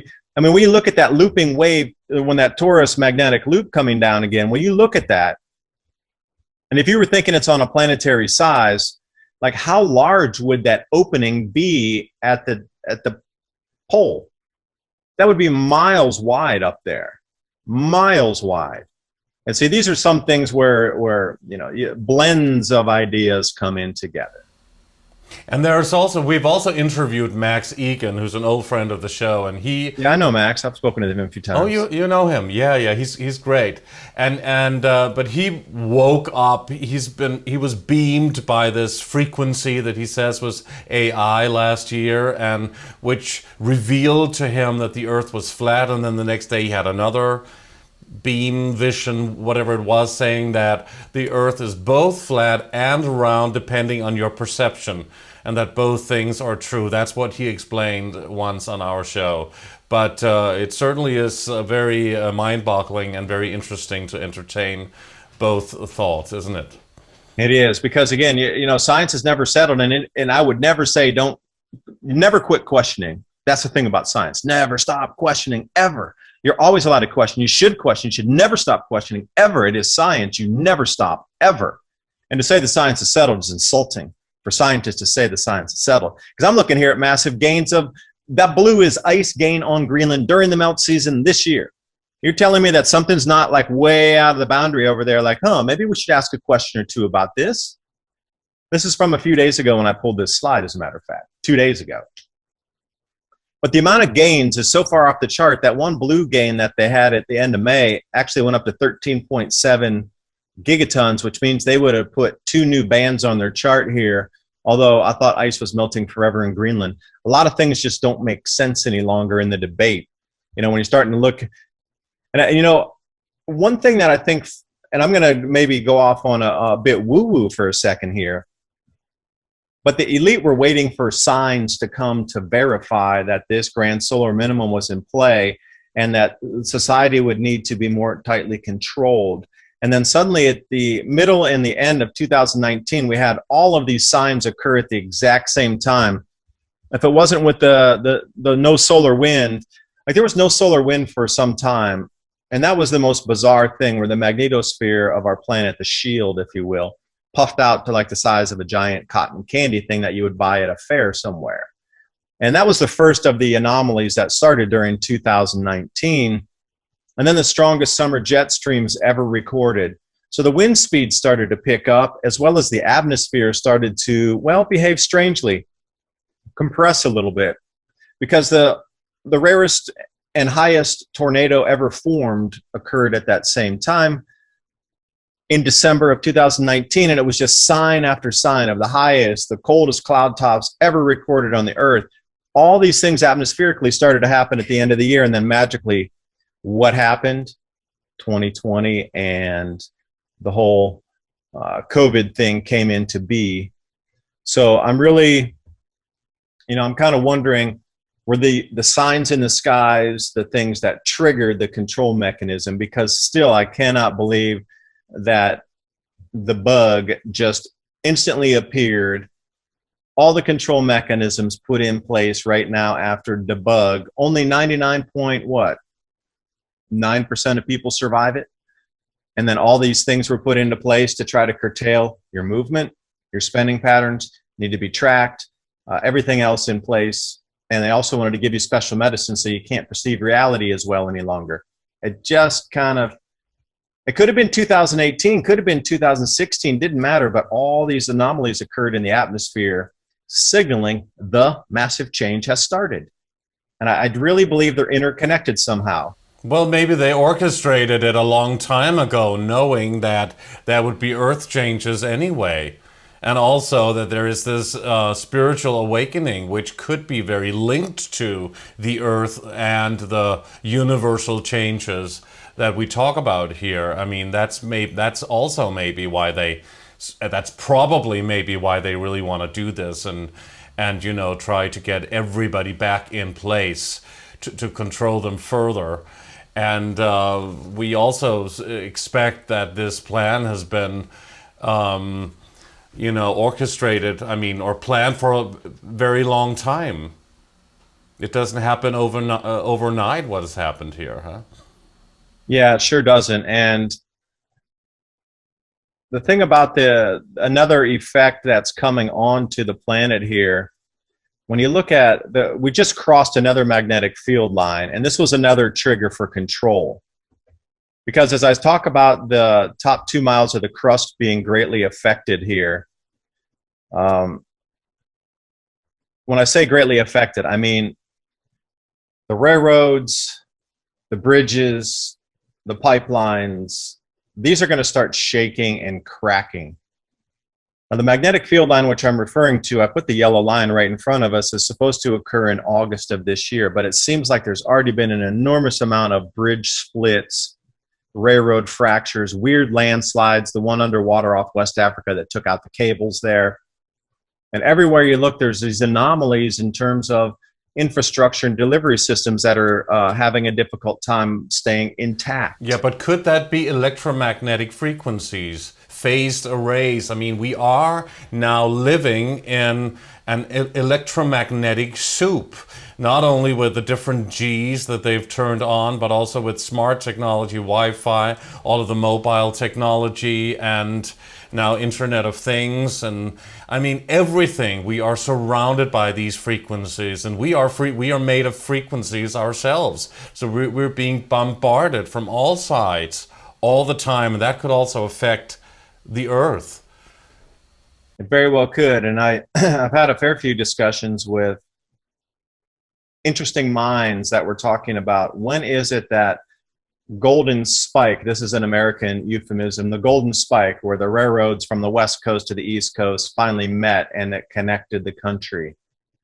Well, when is that golden tower going to go in where the entire Earth is then ensnared in a web of, there's nowhere that there's not this frequency that you're talking about coming out of a tower. Will it be the middle of an Amazon rainforest where that final golden tower goes in that covers the entire planet with a web of frequency? Where there'll be no 1 square meter, 1 square centimeter that will not be covered by frequency. And then that you're creating a false frequency around the entire planet. At that point, then you could talk about almost making the planet invisible or making it behave strangely as its own entity, because that one single frequency going in there on that top, what, 300 feet? Or if you include the Starlink or these different satellite systems, the first, say, 50 miles of the entire atmosphere down to the crust. And then on the crust, you'd have another denser layer of frequency. So then imagine encapsulating an entire planet of frequency up to 50 miles, and everything beneath and below it was at the whim of you and your vibration frequency plugging in and making the planet shift on its own, behave differently, making the inhabitants, the animals, the plants themselves shift. Then we get into some bizarre talk then.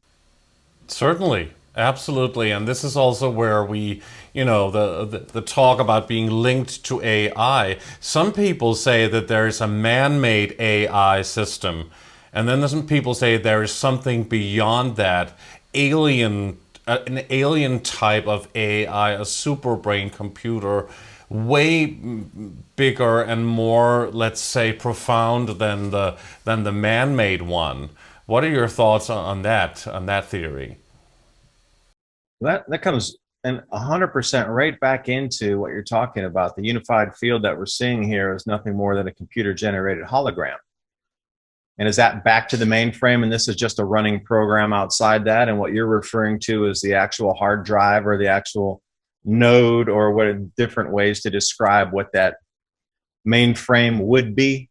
And we're just sitting out here somewhere as a looping program, and there's a glitch in it right now. Zzz, zzz, zzz, archons can take over, and there's a glitch coming in it, and once that antivirus kicks that out of there, which could be a frequency wave from the rest of the known universe, and then it resets itself.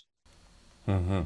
So while we are here and you talk about being prepared, and we all need to be prepared anyway for what's coming, no matter if it's a mini ice age or the Great Reset or whatever is going to happen in the next coming years, or a combination of it. Doesn't sound too amazing, does it?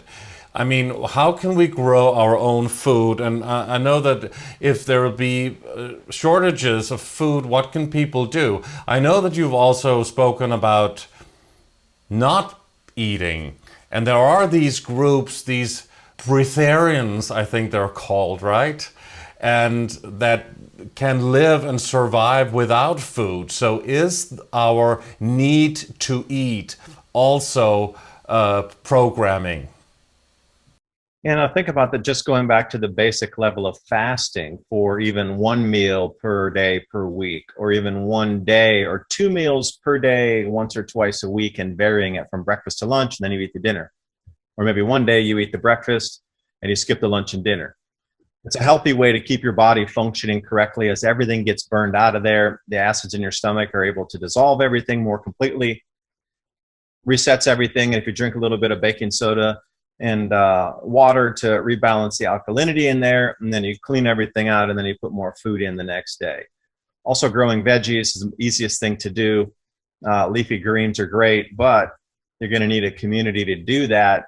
And going back to the community aspect, I mean, through history, yeah, you get communities that have survived on the most minimal amount of what we consider. You couldn't live like that. There's no way you could survive on just breath and air. But then there's so many recollections, and I'll use the Bible, of, these miracles being performed, of creating food, existing without food, and these things that we consider absolutely impossible. But then when you go further back into Vedic texts and Indian literature and Bhagavad Gita and types, and you keep going as far back as you can in any written text of any culture that you can.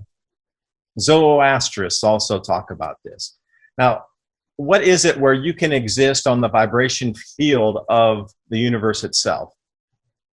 And so these are where areas of study that I delve into also to look, are these things possible? Because coming in knowing that food is going to be the thumb screws that the elite are going to use: access to food, control of food, and the amount of food that you're going to get. Food is going to be the ultimate weapon for the elite moving forward. Mark my words, they're going to use food as the ultimate weapon. So you having access to food, being able to grow your food, knowing what seeds, and having a community that can grow bigger, larger amounts of food. But then think about the other ways to conserve foods, store foods, prepare foods, dry foods. But then at the other thing, like what you're putting into the body, can you minimize that and still have full brain function? And another thing that not a lot of people, they're just focused on food, as in like, here's a green vegetable, here's a can of something. You need to focus on the nutrients and the vitamins. So superfoods, Moringa oleifera, spirulina algae, these types of things that will be superfoods for your brain to continue its functionality at a high level. Because they always find that during these times of food insecurity or minimums of food, people don't function properly. They make a lot of mistakes. They have low energy. That's because the amount of food's not there, but then at the same time, it's the micronutrients, minerals, and vitamins that they don't have processing through the brain as well. And fats. Vegetable is one thing, but having fat so your body can have energy to burn is quite a different thing. And people shouldn't start not eating, of course. I mean, being a breatharian is, of course, not something people should start experimenting with, right? Because we've been programmed and conditioned our bodies today. We're not used to that, so people would die eventually, wouldn't they? Well, a lot of people aren't used to swimming either, but they take that first stroke and they realize that, hey, I'm not going to sink to the bottom of the ocean. So we should be exploring every single possibility. But I think going into that realm, suddenly you lose control, because you can't make people pay taxes for food, stay reliant on the food system, control the diet, fill them full of junk, and then have them on the medical system on the way out the whole rest of their life. Like, you lose a lot of control by having people be autonomous, growing their own healthy foods. And heaven forbid they would learn another way to exist without a control grid that can put a meter on it. Oh, how dare you! That was a reference to Greta. Yes, yes. Isn't she lovely? Oh, she is lovely. What about the farmers then? Do you know, I mean, are you aware of Sir Julian Rhodes? He talks about these farmers as well, the Polish farmers, I believe, huh?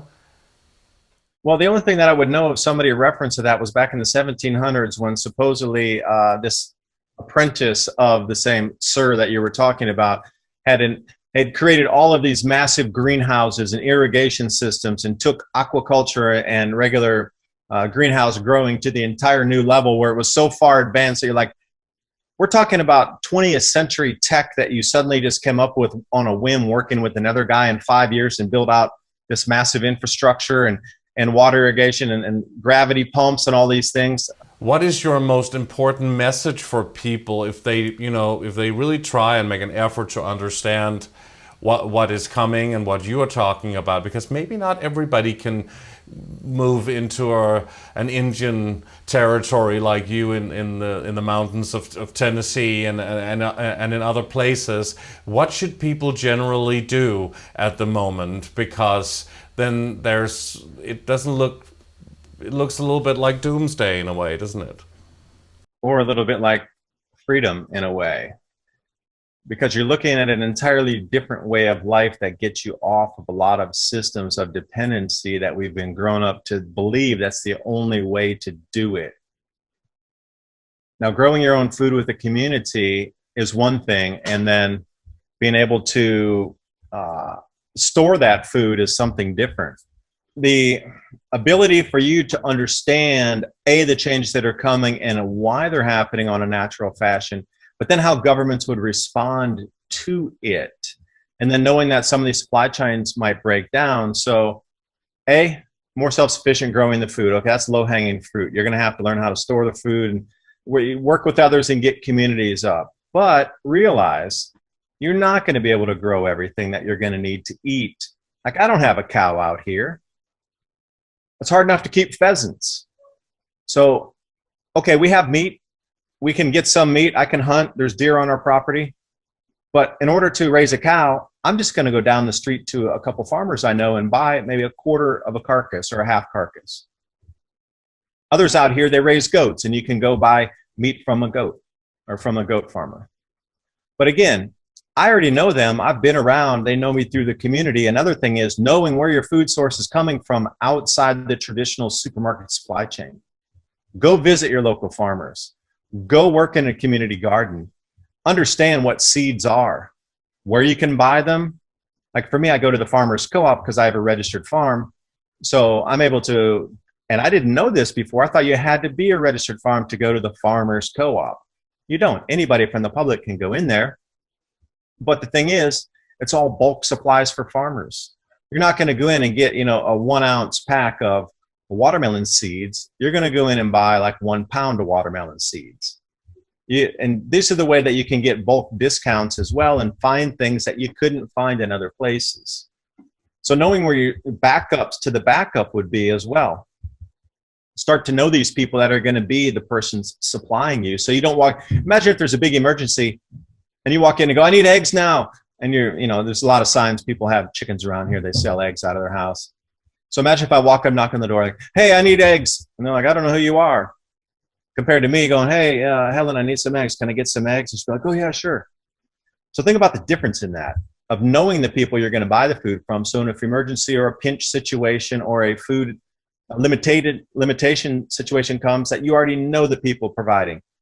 And, providing that and sharing that value. Like I raise bees. So some people want some wax. They make lip balms and different kind of salves and things for the skin. Great. I'll give you some wax. What could you give me? So there's all these ways to think about going outside the system where you don't really need to spend the money as you would. There's no tax when you go buy a dozen eggs from a farmer. I mean, they're supposed to, but in the real world, people don't.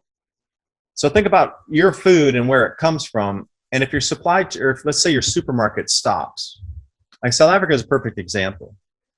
Now, all those people that are waiting in lines for 8 hours to get food in South Africa, how many of them went to the farmer that they knew? What's their secondary source of being able to get clean water and food? If you don't have a plan B and a plan C of knowing where your food's coming from, and I'll add one last thing, I keep pounds and pounds of microgreen seeds out in my garage, and I have some grow lights. So if something were to happen, I could put those seeds on a tray in day one, and within 4 to 5 days have full-on greens coming up. And then from that point, continuously fresh greens coming. Because again, it's about the micronutrients. You got to have some stored food. You got to have some money, paper money. Because in the beginning of the collapse, the paper money is going to have value because people will still accept it. But bank machines won't be working. Cash registers might not be working. So bulk supermarkets won't sell to you even if you have money. This occurred during the COVID. I got an interesting story here. It's a place called Trader Joe's, which is a supermarket chain here. it's around the United States, their computer system went down for some reason, they would not take paper money in there. So even the thing was like, let's say 80 cents or $1.80, and you're like, oh, here, I'll give you $2. They're like, no, that'll throw off our entire computer ordering system because they can't scan the QR barcode. So what if that happens? Then your money is worthless. Then what are you going to do? You're going to have to find somebody who will accept the money. Gold, silver, cryptocurrency, stored food. You know, these are things, just like a short list. Do you have any water filters laying around that in case something were to happen, you could still get water? You might not know the source. I'm sure not going to drink the stuff coming out of a regular tap, but I'll filter it, then I'll drink it. So, I mean, how prepared really are you for these? And like, I got emergency lighting here. We got hurricane lamps and all kind of stuff. What if your electricity goes out? How prepared are you for medical? Because if you're able to get all these tasks in a row and tick off all those boxes, you start to realize that you have a lot of control over your life and how self-sufficient you can become. And when you start growing stuff and you can see that you can grow food, the light bulb goes off and says, wow, what if I do it for this plant and that plant? Oh, gee, I saved myself a couple $1,000s on food this year. Then you really start rolling going, hey, what if I build my own thing? And you have to incorporate it in the lifestyle. It's not something you're going to do 1 hour a week and be like, wait, I'm self-sufficient. I'm nowhere near self-sufficient. And we put hours and hours and hours every day into it. And it's building a skill set. I'm learning a lot. I'm getting way better than I used to be. But still, at the very basics, where is your backup food supply if the supermarkets stop? I mean, I would challenge everybody this weekend to go rolling out and finding a farm, even if it's one of those you pick at blueberry farms, because those are in the areas where everybody else has food too. Like, go find your local farmers who supply milk, eggs, fruit, meat, and talk to them and start becoming a regular customer.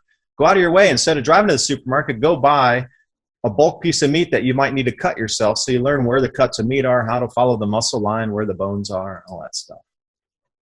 Maybe I rambled there, but I mean, I could keep going for an hour on that. No, this is really very, very important and very fascinating and a crucial topic to talk about.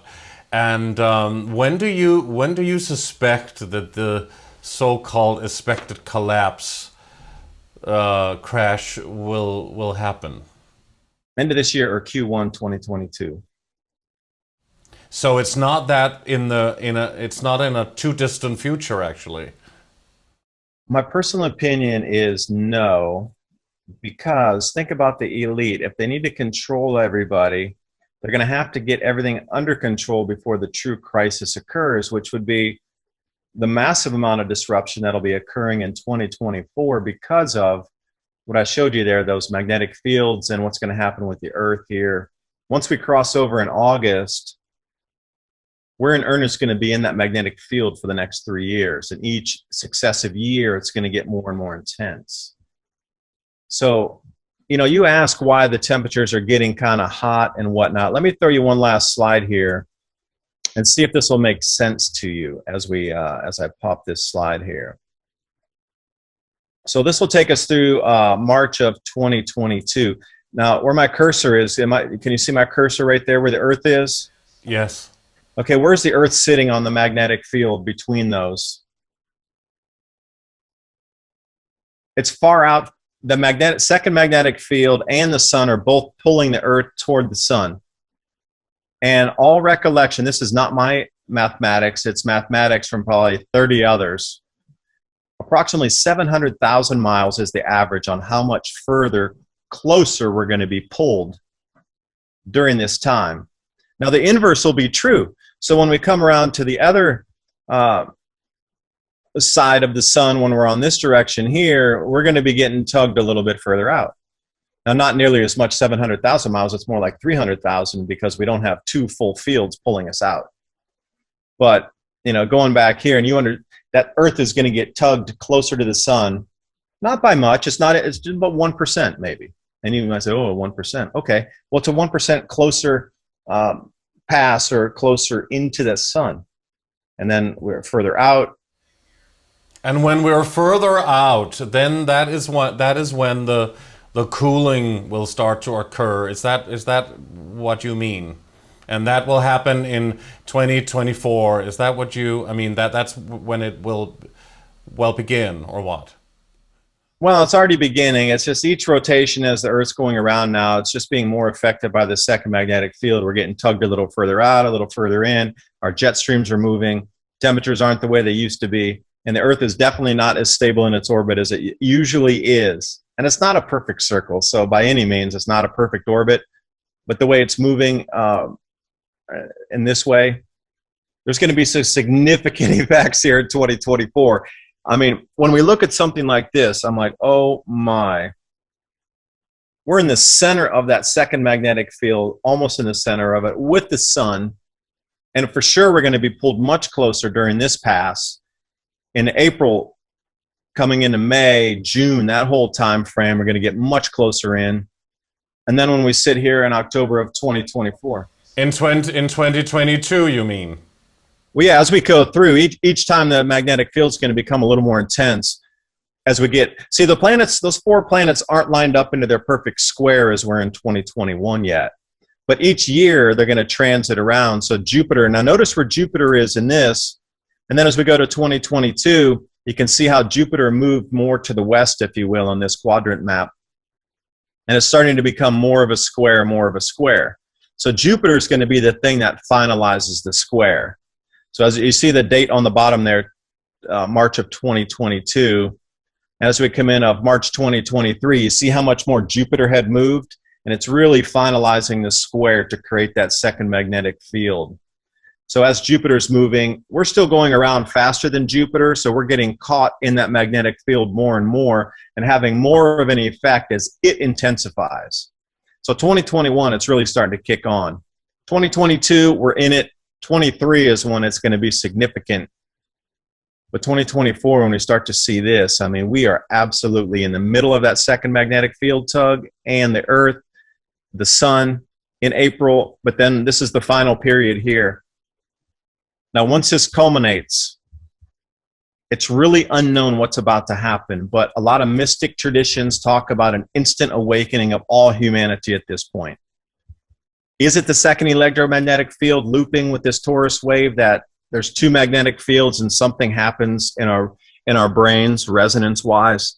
Whatever it is such a significant date that the elite have to have everything in play before this date occurs. Everything needs to be solidified. But do you also think, David, that we will see people losing their lives, that, you know, that a lot of people have talked about now with what has happened now with the medicine and all of that? Do you think that will happen? Is that a theory, or will we see that happen? From all the research that I've seen, it will happen. And that's unfortunate that people have been lied to in such a fashion and fear to the nth degree to get them to make those choices. Now, I understand some people in some professions did it because they were afraid of losing their job. But for me, I'm more afraid of losing my life than my job. And to put something, you know, special medicine in a body to maybe take away those people, or maybe the upgrade won't affect them, or the magnetics will be different in that field.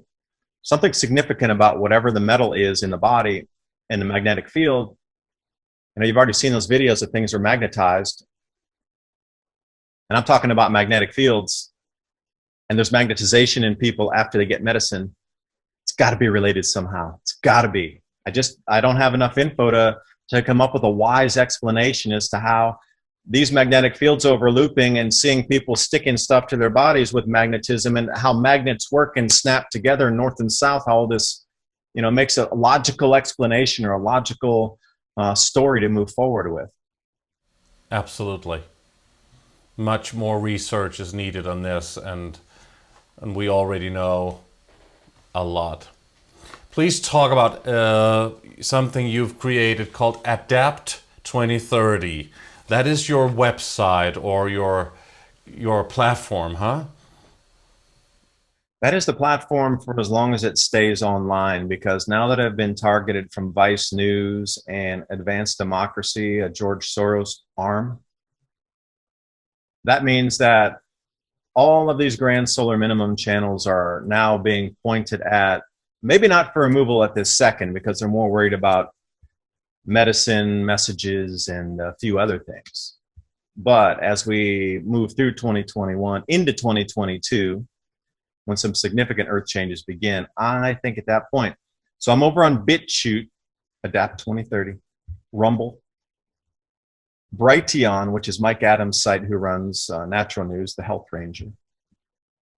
I do have the website. It's called oilseedcrops.org, and I'm getting back to work on that to do more postings. And I also have the podcast, Mini Ice Age Conversations, which is hosted across the net. Now, I've kind of let that drop off for the last month or two as I'm getting more, it's planting season out here. So for me, it's all about getting the gardens together, getting a lot more things ready and solidified, and just organized. And it's these 2 months were spent for me to get ready to grow my own food in a better fashion, and getting ready to buy things when they're cheaper to be able to store them through the winter. So if people want to contact you for an interview or something, what would be the easiest way? You could reach out to me at media@oilseedcrops.org, or go through the website, which is oilseedcrops.org. Now, the Adapt 2030 channel is all about what we talked about. We have to adapt our food growing strategies before 2030. And people can learn much more about your work and your information if they go to your website. And, it's been absolutely wonderful, really fascinating, and very, very great to have you on. You're a great man, and I want to thank you very much, David DuBYNE, for being on Age of Truth TV. Thank you so much. Yeah, thanks for letting me on. I'm really excited to see how the people resonate that are on your audience with the information here. So, yeah, if you're out to Tennessee, you got a place to stay. We've got extra rooms here, so come on out. Oh, amazing. I'd love that. Yeah, Luke, thank you. Thank you so much, David. Took a few turns there that I hadn't expected, but I'm always willing to throw what I know out. Thank you very much to David DuBYNE, and thanks to all of you for watching Age of Truth TV. You can support us by clicking onto our website, ageoftruth.tv. And please like our videos, subscribe to our channel, and hit the bell for notifications. You can also sign up for our newsletter on our website, ageoftruth.tv as well. Please subscribe to our alternative channels on BitChute and Brighteon, and follow us on Instagram and on Facebook for updates. On behalf of the Age of Truth TV team, we thank you so much for watching, and we'll see you again soon.